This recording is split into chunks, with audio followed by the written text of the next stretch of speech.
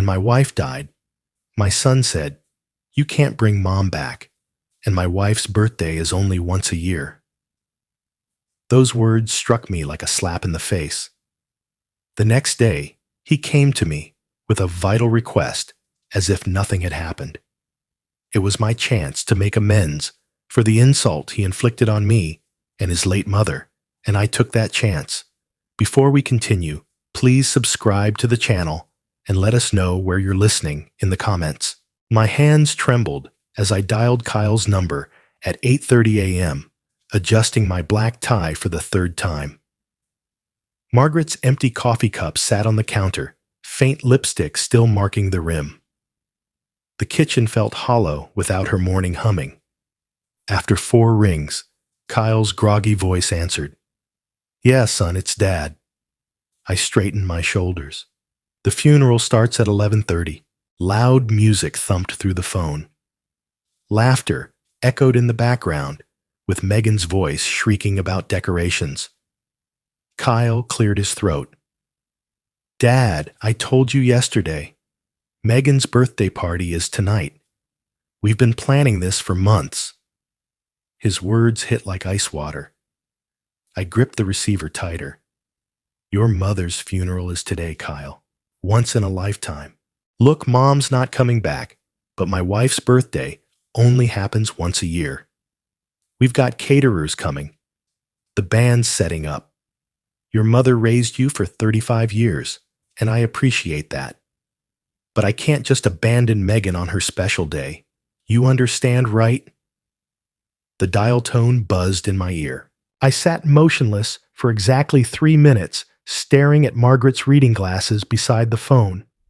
The kitchen clock showed 8:47 a.m. My wedding ring caught the morning sunlight streaming through windows she'd cleaned last week. I found the funeral program on the counter Kyle listed as pallbearer. My pen scratched his name out with deliberate strokes. At the cemetery, faces turned expectantly. "Where's Kyle?" Patricia, Margaret's sister, kept asking. I practiced my response, "Important commitments." The words tasted bitter. 23 people came to honor my wife of 40 years. Her son wasn't one of them. I stood alone beside the casket, surrounded by Margaret's garden club friends and our old neighbors. The empty space where Kyle should have stood felt enormous. "She was so proud of that boy," Mrs. Henderson whispered. "Always talking about his success." I knotted my throat tight. Margaret had defended Kyle until her last breath. "He's just busy with his new life," she'd said when he missed her chemo appointments. Young couples need space. The pastor spoke about family bonds and eternal love. I watched dirt fall onto polished wood, each shovelful burying not just Margaret, but my illusions about our son. Driving home, I gripped the steering wheel until my knuckles whitened. The passenger seat where Margaret used to sit stretched empty beside me. She'd always insisted we take her little Honda instead of my truck, saying it was better for the environment. The radio played her favorite song. I turned it off. Our street looked the same. Neat lawns, painted mailboxes, the life we'd built together. I pulled into the driveway and sat for a moment, gathering strength to face the emptiness inside. The front door key turned with its familiar click. I hung my keys on the hook. Margaret had installed a small, everyday action that felt monumental in the silence. No humming from the kitchen, no television murmuring, just the house settling around 40 years of memories. I loosened my black tie and sank into my armchair. The brown leather one, Margaret always said, clashed with her floral curtains. She'd wanted to redecorate for years, but I'd been too busy building the business. Now those curtains would stay forever. Our wedding photo smiled from the mantel, Margaret at 23, radiant in her grandmother's dress. We'd married right here in Davenport, promised each other everything we had. I delivered on that promise, maybe too well. Memories flooded back unbidden. Kyle taking his first steps across this very living room, chubby hands reaching for Margaret's outstretched arms. Birthday parties with handmade decorations because we couldn't afford store-bought. Margaret working double shifts at the diner while I got the construction company started. She'd never complained, not when I worked 16-hour days, not when we ate macaroni and cheese for weeks. "We're building Kyle's future," she'd whisper after he'd fallen asleep between us in our bed too young for his own room. I found her Bible on the nightstand bookmarks, still marking Psalms. A handwritten note fell out. "My dearest Alan, please don't let Kyle forget us. We gave him everything we had. I hope that was enough. All my love, M." My hands shook, reading her careful script. In the closet, I discovered the special box she'd hidden Kyle's report cards, saved from kindergarten.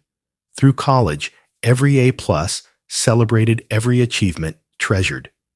She'd written little notes on each one. "So proud, our brilliant boy." The graduation photos hurt most Kyle in his cap and gown degree paid for with Margaret's overtime hours and my weekend jobs totaling $200,000. His proud smile never acknowledged the sacrifice behind his success. I pulled out my calculator and started adding the house down payment I'd given him $350,000. His wedding to Megan, $75,000. His first car, $35,000. Graduate school he'd insisted on, but never used, $48,000. Emergency loans for vacations, and Megan's failed business ventures. Margaret's coffee mug still sat in the dishwasher. Her romance novel lay open on her nightstand bookmark, waiting for eyes that would never read again. Get well cards from friends covered the kitchen counter people who'd cared more about her final months than her own son. The numbers kept climbing Kyle's total. Take over 15 years, $847,000, nearly $1 million of our lives handed over with love and hope. I remembered my own father, a hard man who'd given me nothing but the expectation to make my own way. "Build your own character," he'd said. Maybe he'd been right. Darkness fell outside. I didn't bother turning on lights. A car pulled into the driveway, engine idling. I didn't get up to check. If Kyle wanted to talk, he knew where to find me. The engine revved and drove away. At 6:00 a.m., I sat at my mahogany desk, with file folders spread in precise rows, Kyle's education house wedding. My coffee grew cold as I opened the calculator app and began the reckoning Margaret had been too kind to demand. The reading glasses reflected my computer screen as I pulled up bank records, 15 years of transactions, each marked "Transfer to Kyle" or "Loan Kyle Emergency." The papers rustled in the quiet house, the only sounds in my new reality. College tuition first 4 years at $52,000 each. I remembered writing those checks, Margaret working extra shifts to cover our own bills while our son partied at Iowa State. Then graduate school, another $48,000 for an MBA he'd never used, dropping out to find himself in Europe. That European trip, $35,000. Just temporary dad until I get established. The house purchase nearly broke us. Kyle at 25 standing in our living room with Megan's ring on her finger. We found the perfect place, but we're a little short on the down payment. $350,000. I'd co-signed the mortgage, covered every penny of the down payment. "Family helps family," Kyle had said, hugging me tight. "I'll pay you back once the business takes off." What business he'd been working for me since graduation, drawing a salary he hadn't earned while learning skills I'd hoped he'd value. Margaret's secret notebook fell from the files, her handwriting documenting every sacrifice. Anniversary dinner canceled. Needed $5,000 for Kyle's car repair. Postponed my doctor visit. Kyle's wedding costs higher than expected. Bought generic groceries this month. Sent Kyle money for Megan's birthday. Her final note cut deepest. We gave Kyle everything. I hope he remembers us kindly. The calculator's numbers climbed $847,000, more than $750,000. My father had given me $20 in a handshake when I left home. I'd built everything from nothing, and Kyle saw it all as his inheritance to spend while we were still alive. I remembered him calling my company a family business last Christmas, as if he'd built it beside me instead of walking into a ready-made position. Megan had nodded approvingly, already planning how to spend profits I'd earned with 40 years of labor. My business mindset kicked in. This was a problem requiring a solution, not grief requiring comfort. I'd been emotional too long, making excuses for behavior Margaret had worried about in private. Maybe we're doing too much for him, she'd whispered after Kyle's latest emergency. Her photograph watched from the desk corner as I closed the files. I stood up with new resolve, feeling something harder than grief settling in my chest. You were right to worry, I told her picture. The phone rang. Kyle's name lit up the caller ID. I stared at it for 4 rings, then answered. Hey, Dad. Hope you're doing okay after yesterday. Kyle's voice carried that familiar, cheerful tone, the one he used when he needed something. He didn't mention the funeral specifically, or ask how I was coping without Margaret. I'm managing, I said, keeping my voice steady, staring at the financial documents scattered across my desk. Good. Listen, I'm calling because we need to cover some unexpected costs. Megan's party went amazing, but we kind of went overboard. You know how it is. You only turned 32 once, right? In the background, I heard Megan's voice. Tell him about the band. Yeah, so we hired this incredible live band, took everyone to that new steakhouse downtown, got Megan this gorgeous diamond bracelet. She deserves the best, you know. But now the credit card bills are coming in, and we're looking at about $15,000 in immediate payments. $15,000. I calculated quickly. Loan number 47 over 15 years. Yesterday, I'd buried my wife. Today, my son wanted money for a party. So can you just wire it to my account today? Megan's really stressed about the bills, and you know how she gets when she's worried. The moment stretched between us. I looked at Margaret's photograph, then at the neat columns of numbers documenting Kyle's total cost to our marriage. No, silence. Then, what do you mean? No. Is there a problem with the bank? I mean no, Kyle. I won't be giving you any more money. The cheerful mask slipped from his voice. Are you seriously saying no to me right now, after everything we've been through this week? Everything we've been through. As if he'd suffered through Margaret's funeral instead of throwing a party. You're 35 years old, Kyle. So what does that have to do with helping your son out of a jam? It's not like you can't afford it. Megan's voice escalated in the background. Tell him we need that money. We already spent it. I said no. The words felt strange in my mouth the first time I'd ever denied Kyle anything. This is unbelievable. His voice turned cold. Mom just died, and you're being petty about money. She'd want you to help us. The manipulation was so casual, so practiced. How many times had he played this card? How many times had Margaret and I folded because he invoked family loyalty? Your mother wanted you at her funeral. Kyle's breathing grew harsh. Fine. We'll figure this out ourselves. Max out more cards, borrow from Megan's parents, whatever. But don't expect us to come around much anymore if this is how you're going to be. The threat hung in the air. For 35 years, it had worked perfectly, Kyle's presence as a reward for my money, his absence as punishment for saying no. I understand, I said calmly. You what? I understand. Take care, Kyle. I hung up before he could respond. The phone sat silent on my desk, no longer an instrument of manipulation. For the first time in decades, I'd ended a conversation with my son on my terms. I opened my laptop and scrolled to Kyle's employee file. Tomorrow morning, we'd have a different kind of conversation, one conducted in the office, where I was the boss, not the father who'd forgotten the difference. At 7:30 a.m., I walked through Foster Construction's lobby 2 hours before Kyle's usual arrival.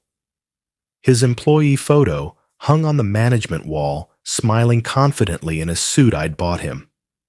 Today, I studied that image with different eyes, seeing entitlement where I'd once seen promise.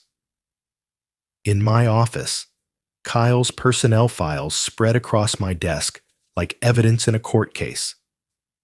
8 years of employment records told the real story: missed deadlines, contractor complaints, inflated expense reports, projects delayed because Kyle prioritized long lunches over supervision, client relationships damaged by his casual attitude toward commitments. I'd made excuses for all of it: family loyalty, Margaret's gentle reminders that Kyle was still learning. But these documents revealed a pattern of professional negligence that would have ended any other employee's career years ago. At 8:45, I called Sarah Mitchell, our HR director, to my office. Her face showed no surprise when I explained my decision. She'd been documenting Kyle's infractions for months, waiting for me to act. I'll prepare the termination documents immediately, she said quietly. Security escort? Yes. Standard protocol for management terminations. I practiced my speech in the office mirror, watching my reflection deliver the words with steady professionalism. No emotion, no explanation beyond what the IPAEP be the law required. Kyle would enter this room as my son's employee and leave as a terminated worker. At 9:30, Kyle strolled in 15 minutes late, joking with the receptionist about his recovery from Megan's party. His laughter echoed through the lobby, while co-workers glanced nervously toward my closed office door. He stopped at the coffee machine, completely oblivious to the storm ahead. Kyle, please come to my office immediately. My voice through the intercom carried new authority. Kyle's casual response drifted up the hallway. Sure, Dad. Just let me grab my coffee. Now, Kyle. The silence that followed told me he'd heard the change. His footsteps approached slowly, heavier than usual. When he opened my door and saw Sarah waiting with paperwork, his smile faltered. What's with the formal setup? He attempted his usual casual tone, but uncertainty crept through. I remained seated, hands folded on the desk. Kyle, your employment with Foster Construction is terminated effective immediately. His laugh sounded forced. Very funny, Dad. What's this really about? I slid the termination papers across the polished surface. Please review these documents and sign where indicated. The papers seemed to burn his fingers as he picked them up. His eyes scanned the legal language, face growing pale. You can't be serious. This is our family business, Hawkins' business. This decision is based on your work performance and professional conduct. I said, my voice level businesslike. Your position has been eliminated due to restructuring. This is about yesterday's phone call, isn't it? His voice cracked slightly. Look, I'm sorry about the money thing. We can work this out. Security will escort you to collect your personal items. Kyle's demeanor shifted from disbelief to desperation. Mom wouldn't want this. You know she wouldn't. He leaned forward, trying to invoke the guilt that had always worked before. I pressed the security button. This is a business decision, not a personal one. Mike Thompson appeared in the doorway, professional but sympathetic. Kyle's face flushed red as he realized the humiliation was real. Co-workers gathered in the hallway, watching their former boss's son being escorted out like a common criminal. Dad, please. Kyle's final appeal came as he grabbed his coffee mug and desktop photo of Megan. Think about what this means. I met his eyes for the first time during the encounter. I have. Through my office window, I watched him load his pathetic collection of personal items into his car. His shoulders shook with rage or grief, I couldn't tell which. When he looked back at the building one last time, I turned away. Sarah returned with the signed paperwork. All access codes have been changed. His computer access is terminated. I removed Kyle's photo from the management wall myself, placing it face down in a drawer. The empty space looked cleaner somehow. My secretary knocked gently. Mr. Foster, someone is here to see you without an appointment. Designer heels clicked aggressively across the marble lobby floor. Megan Foster stormed past reception without waiting for permission, her perfectly styled hair slightly disheveled from the wind. Kyle followed behind, looking embarrassed and defeated, a shadow of the confident man who'd entered this building an hour earlier. How dare you humiliate Kyle like this? Megan's voice carried through the open office door as she pointed an accusatory finger at me. I remained seated, not acknowledging her theatrical entrance. Kyle positioned himself between Megan and my desk, his embarrassment deepening. Megan, let me handle this. She ignored him completely. We have bills to pay, Alan, a lifestyle to maintain. This family business belongs to Kyle, too. This is a private workplace, I said calmly. You need to leave. Her face flushed a deeper red. We deserve severance pay at least 6 months. Kyle's worked here for 8 years. You owe us. Kyle's weak attempts at mediation fell on deaf ears. Dad, please, can we discuss this privately? No. Megan cut him off. He needs to hear this. I know about wrongful termination laws. Kyle was an at-will employee. I replied evenly. No severance is required by law or contract. Megan's attacks turned personal with venomous precision. Margaret would be ashamed of how you're treating her son. You're having some kind of breakdown, aren't you? Just a bitter old man taking out your grief on us. Kyle's face went white. Megan, please don't say that. My jaw tightened, but I maintained composure.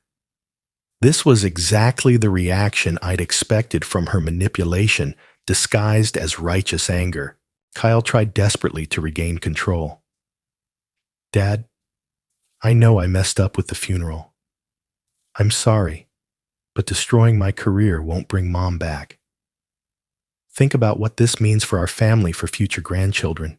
The words hung in the air like smoke from a dying fire.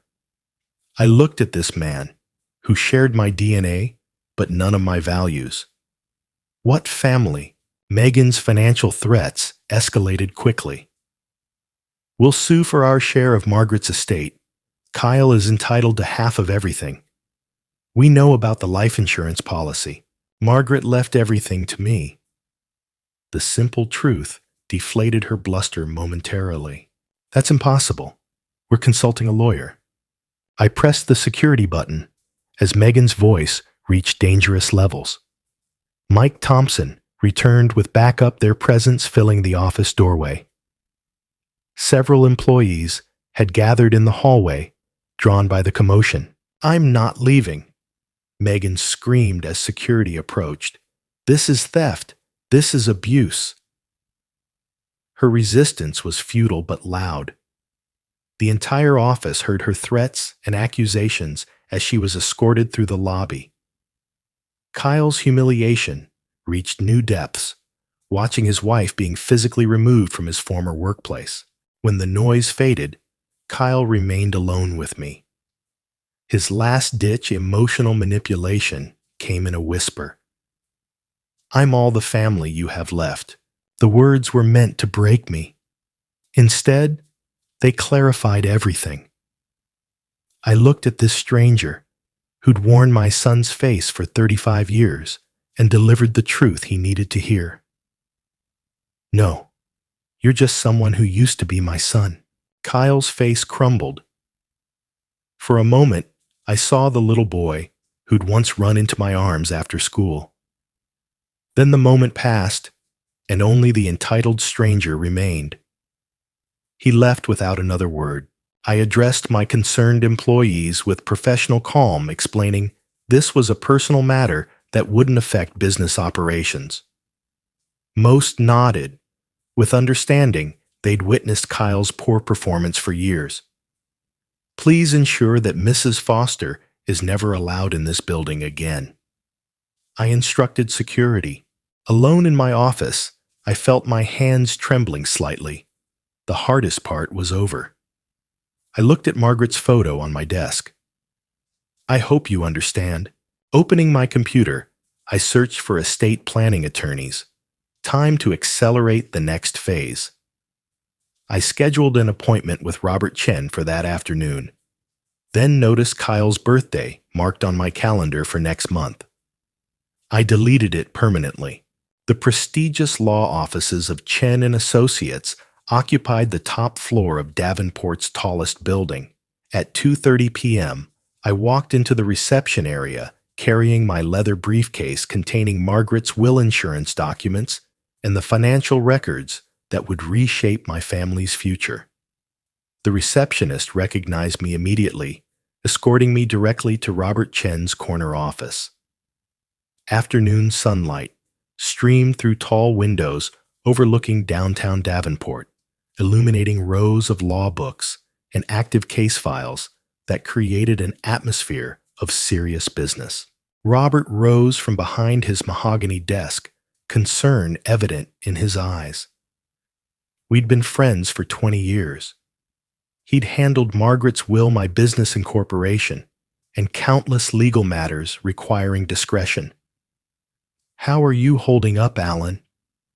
His voice carried genuine sympathy. I declined his offer of coffee and settled into the leather chair across from his desk. "I need to make some changes to my estate planning." Robert's expression shifted to professional mode. "Of course, updating beneficiaries after Margaret's passing is standard." "No." I opened my briefcase and extracted the documents. "I'm removing Kyle entirely." The words hit Robert like a physical blow. His professional composure wavered as he processed the implications. "Alan, I need to understand what's driving this decision." I explained Kyle's absence from the funeral calmly, including his exact words about Megan's birthday party being more important. Robert's face darkened with each detail. As Margaret's friend and our family attorney, he understood the magnitude of Kyle's betrayal. "I want to create a completely new will," I continued. "The primary beneficiary will be the Margaret Foster Memorial Foundation." Robert leaned forward, his concern now focused on legal implications. "Alan, I'm obligated to ensure you're thinking clearly about this decision. I've never been more certain of anything." I outlined my vision: education scholarships for underprivileged children, cancer research funding, causes Margaret had supported throughout her life. Kyle was to be explicitly excluded along with any future descendants. Robert's admiring attention grew as I detailed the foundation structure. Moving company assets into an irrevocable trust would protect everything from potential lawsuits. I would retain control during my lifetime, with the foundation assuming ownership upon my death. We'll need to change all insurance beneficiaries, Robert noted, making detailed notes. This is extremely thorough planning. I had decided the family home would be sold, proceeds donated to the foundation. Margaret's jewelry would be auctioned for charity. The only exception, Margaret's wedding ring, would be buried with me when my time came. What about Kyle's childhood belongings? Robert asked gently. Donated. I'm systematically removing Kyle from my life. Robert fulfilled his professional duty by questioning my mental state and decision-making capacity. My rational responses and detailed planning demonstrated clear thinking. He gradually shifted from concerned friend to admiring professional. The formal signing ceremony involved 2 legal witnesses from Robert's firm. My steady signature contrasted with the magnitude of each decision. Robert explained that these documents took immediate legal effect. Kyle was now completely disinherited. I want Kyle to receive formal notice of this change, I instructed. Additional legal protections followed quickly: power of attorney documents, removing Kyle's authority, medical directives, excluding him from healthcare decisions, a living will with specific instructions about my care. Robert documented my mental competency thoroughly. Tomorrow, I would visit banks to update all accounts, removing Kyle as beneficiary from retirement funds and investment portfolios. Robert offered to help coordinate with financial institutions. The foundation planning brought unexpected peace. I nominated Robert as a trustee, discussed the board structure, and planned the first scholarship recipients. Margaret's memory would be honored through education, something she'd valued deeply. Margaret would be proud of this foundation, Robert said as we concluded. She always believed in education and helping others. For the first time in days, I felt genuine satisfaction instead of cold determination. Robert understood. This wasn't revenge, it was justice. My transformation from grieving father to purposeful philanthropist was complete. We shook hands outside the law office. My phone showed 3 missed calls from Kyle, the first sign he was realizing the seriousness of his situation. I deleted the voicemails without listening and walked toward my car. The next phase awaited. The Davenport Country Club's elegant lobby welcomed me with familiar luxury mahogany panels, crystal chandeliers, and oil portraits of founding members created an atmosphere of old money and established values. As treasurer of the monthly board meeting, I'd walked these halls for 15 years. 12 board members gathered around the polished conference table, discussing routine club business before our official meeting. The smell of leather furniture and fresh coffee mingled with whispered conversations about recent events. William Hayes, our board president, approached with genuine sympathy. Alan, the memorial service was beautiful. Margaret would have been pleased. Thank you for the flowers, I replied graciously. Patricia Morton, Margaret's sister and a longtime member, joined our conversation. I kept looking for Kyle during the service. Where was he? The question I'd been expecting hung in the air. I paused, then decided truth would serve Margaret's memory better than diplomacy. Kyle chose not to attend his mother's funeral. The shocked silence spread like ripples across water. Patricia's face went pale. What do you mean, chose not to? I delivered Kyle's exact words about Megan's birthday party being more important. The visible disgust on board members' faces told me everything about their values Kyle had abandoned. William's wife, Nancy, had been eavesdropping from the hallway. Within minutes, she was making phone calls. The story reached the ladies' bridge club within an hour, then spread through Davenport's social elite like wildfire. I returned home, unaware of the social storm I'd unleashed. The first consequences struck Megan the next morning. Her yoga instructor at the exclusive studio asked her to leave mid-session. "We prefer members with family values," came the cold explanation. Kyle's lunch invitation at the country club was rescinded with a polite but firm phone call. Their regular table at Romano's restaurant became permanently unavailable. Megan's confusion turned to growing anger as patterns emerged. Saturday morning brought Kyle's most humiliating moment. His golf foursome made transparent excuses and left early. The pro shop manager suggested Kyle might be more comfortable elsewhere. He walked to his car alone, understanding that everyone knew about the funeral. Megan's shopping experience at Bergdorf's boutique shattered her remaining illusions. The sales associate's cold reception replaced years of warm service. Her credit application faced mysterious delays. The manager suggested she might prefer shopping elsewhere.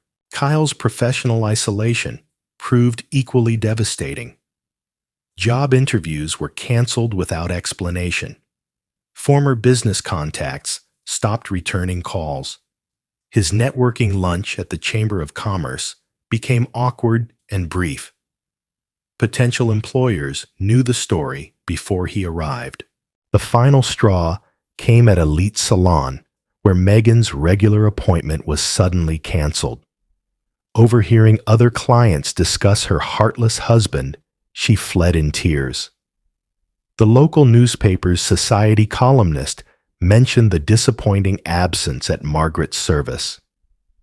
Church congregation members expressed open disapproval. Former friends avoided Kyle and Megan at public events. Kyle's desperate attempts to explain the situation fell on deaf ears. His claims that I was exaggerating met with universal disbelief. Davenport's tight-knit community had rendered their verdict. Megan's breakdown was inevitable. She confronted Kyle about their ruined reputation, demanding he fix the situation immediately. When Kyle admitted he didn't know how she threatened to leave him if things didn't improve, I heard about these social consequences from various sources, feeling satisfaction that justice was being served naturally. Davenport's values aligned with my own family loyalty, respect for the dead, basic human decency. Kyle had violated all of them. The community was honoring Margaret's memory by rejecting those who dishonored it. My phone rang during breakfast. The bank manager's voice carried professional concern. "Mr. Foster, Kyle and Megan's mortgage payment is 30 days overdue. You're still guaranteeing the loan, correct?"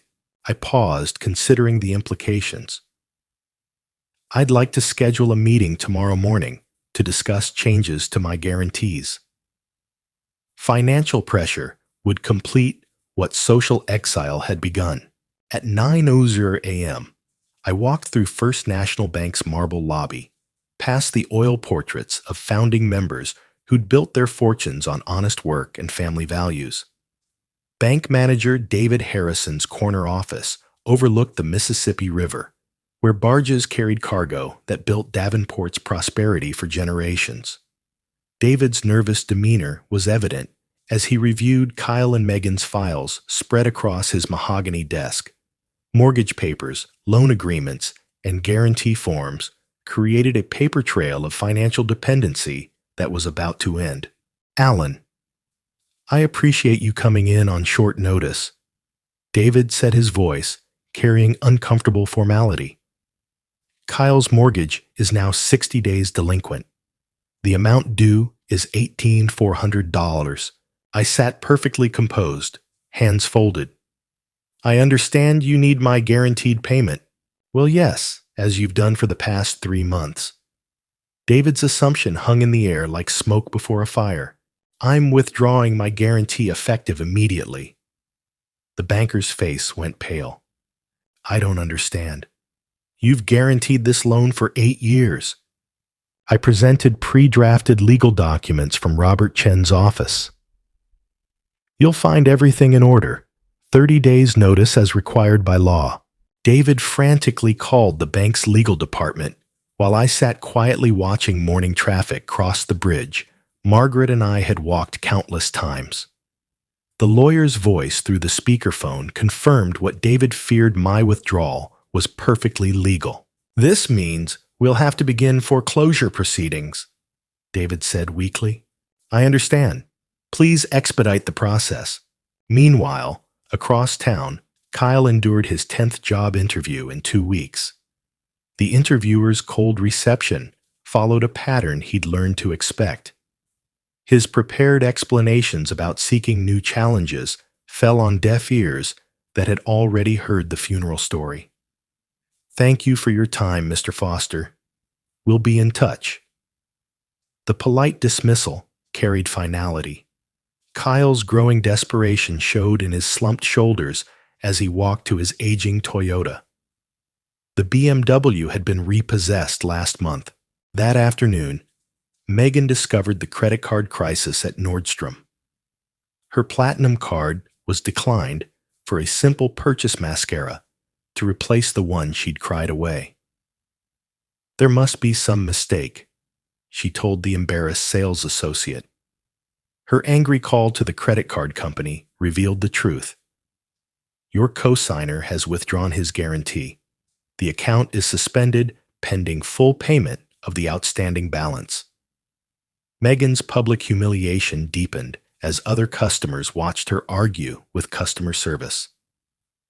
The crystal-clear reality hit Alan had systematically removed every financial safety net they'd taken for granted. Kyle and Megan returned home to find the electricity disconnected. The utility company's notice cited unpaid bills totaling over $1,200. Kyle's failed negotiations with the payment department ended when they discovered his employment termination. Their first night by candlelight became a crash course in reality.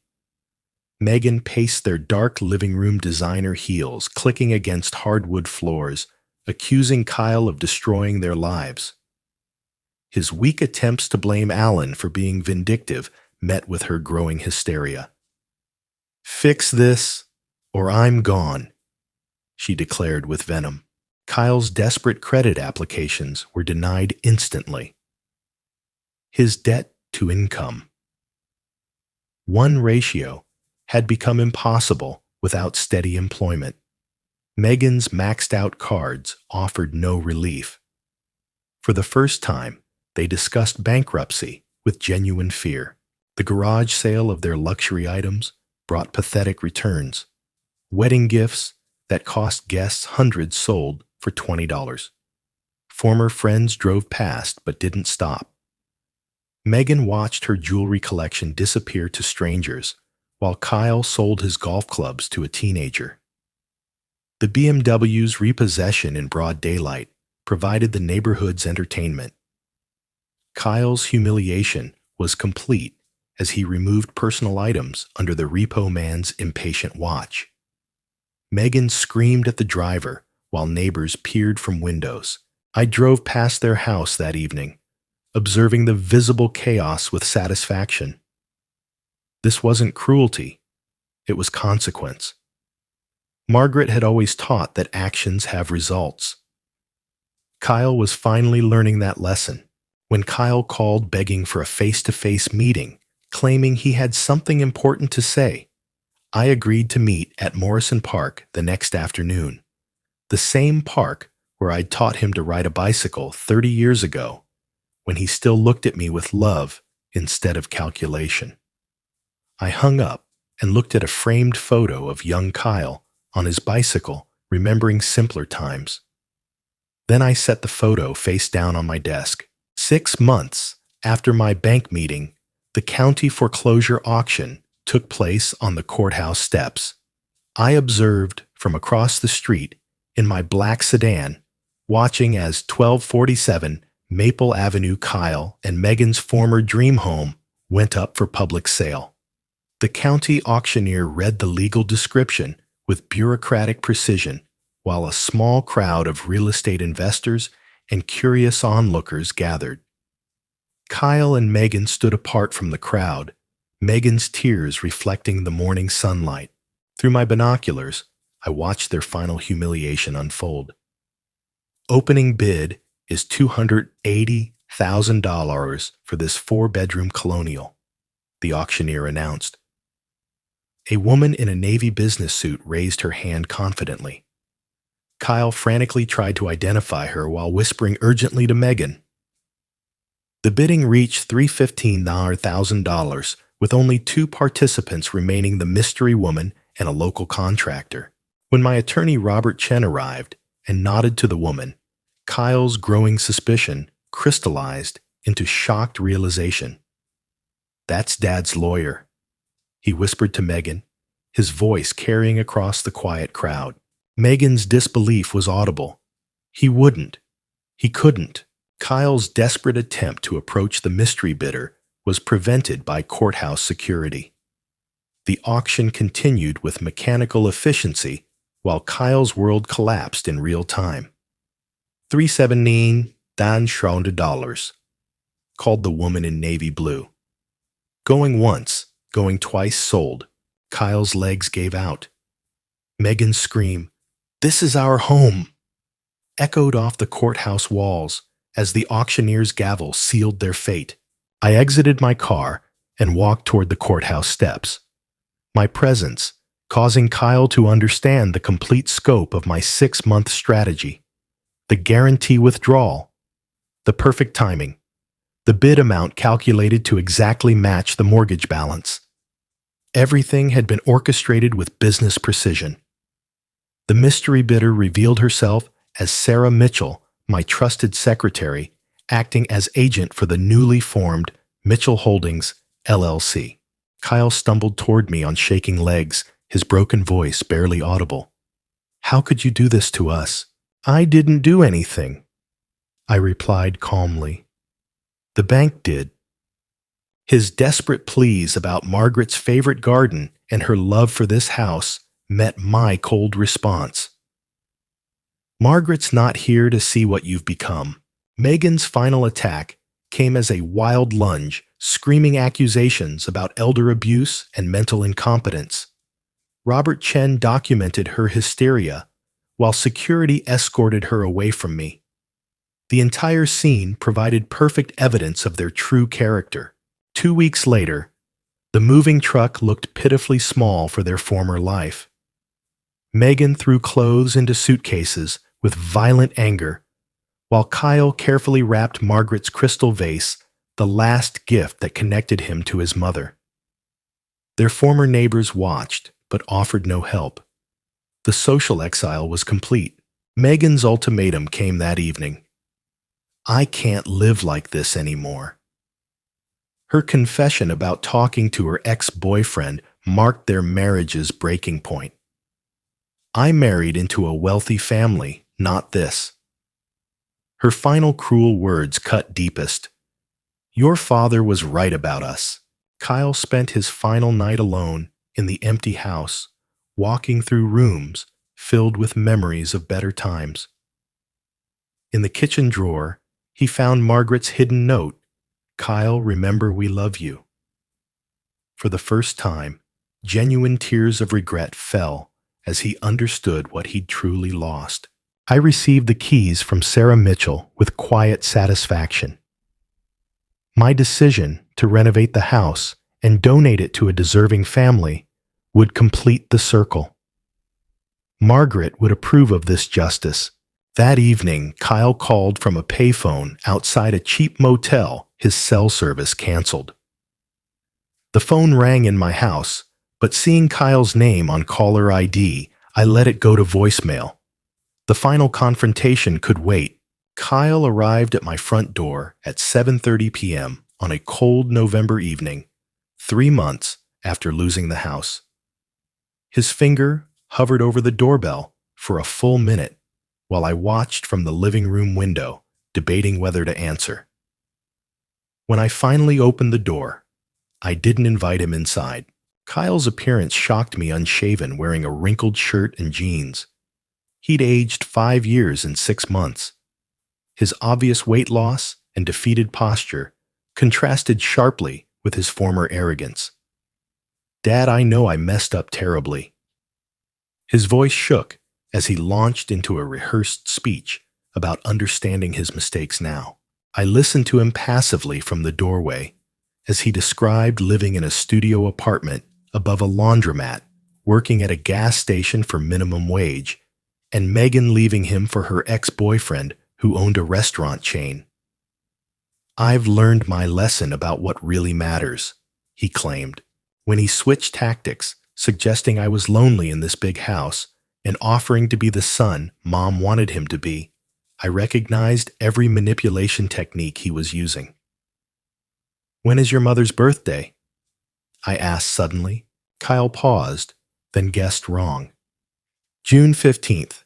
What was her favorite flower?" "Roses." Another wrong answer. Margaret loved daisies. My realization was complete. Kyle had never really known Margaret at all. His growing frustration with my questions revealed his true nature. The old entitled tone crept back. "This is ridiculous. Just tell me what you want me to say." Eventually, his real purpose emerged. "Okay, yes, I need help." The eviction notices the desperate promises to pay me back. When I get on my feet, the suggestion that I was wealthy enough to help family Kyle still saw me as an ATM. His final manipulation involved Margaret. Mom would be heartbroken to see us like this. She always believed in second chances. "I miss her too, Dad. We both loved her." For a moment, I wavered, remembering Margaret's kind heart. Then I realized this was exactly what Margaret had feared. "You want to know what your mother really thought?" I retrieved Margaret's hidden journal from her nightstand and read her own words. "I'm worried Kyle only loves our money.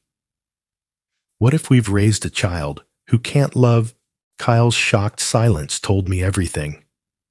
"Margaret died knowing what you really are," I said calmly. "She changed her will before dying. She left you nothing because she knew you'd waste it." Kyle's mask finally dropped completely. His angry threats about contesting the will and calling me senile revealed his vindictive nature. His final cruel words, "I hope you die alone in this house," gave me complete satisfaction at seeing his real character. I stepped back and closed the door quietly. Kyle pounded on it for several minutes while I walked to the kitchen and made tea as if nothing had happened. When his car finally drove away, I sat in Margaret's favorite chair, holding her journal, feeling completely at peace for the first time since her death. Looking at our wedding photo, I said quietly, "It's finished, my love."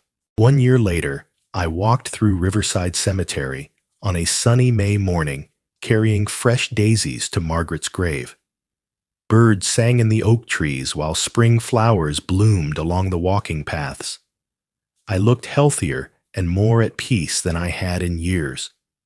Kneeling beside Margaret's polished granite headstone, I arranged the daisies while speaking softly about the Margaret Foster Memorial Foundation's thriving first-year 20 scholarships, awarded to deserving students $200,000, donated to cancer research in Margaret's name, the community center dedication planned for Margaret's birthday.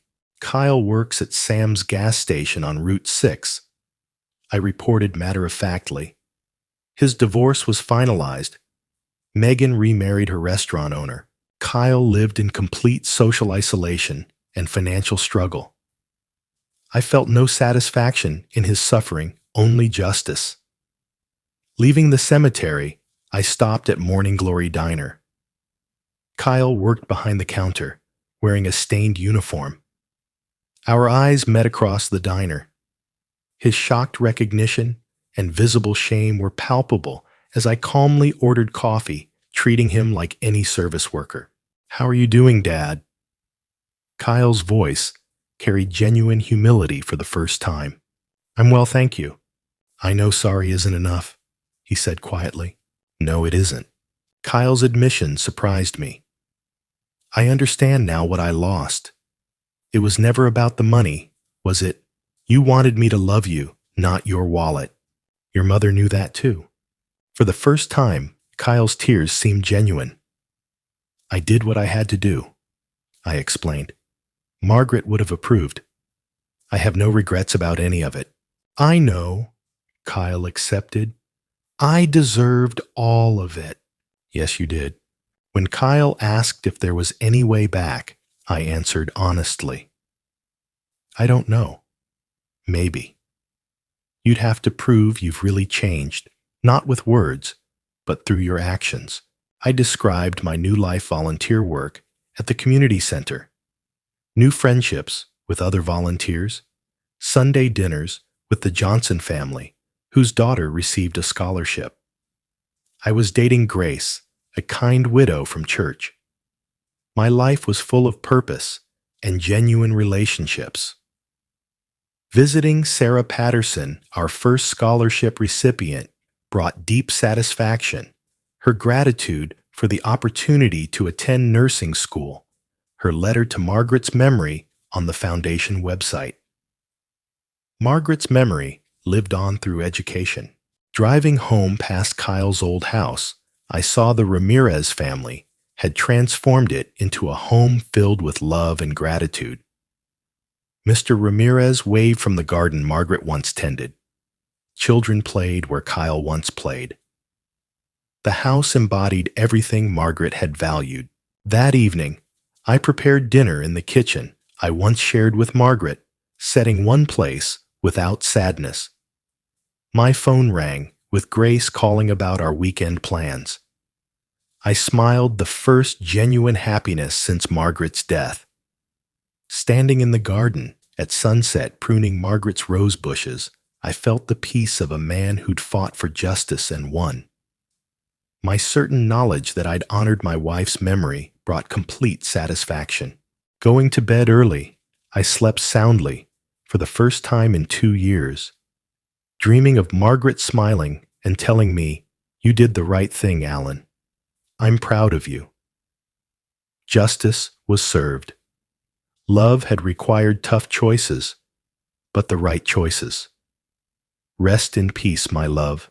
If you like this story, please like this video, subscribe to the channel, and share your impressions of this story in the comments. To listen to the next story,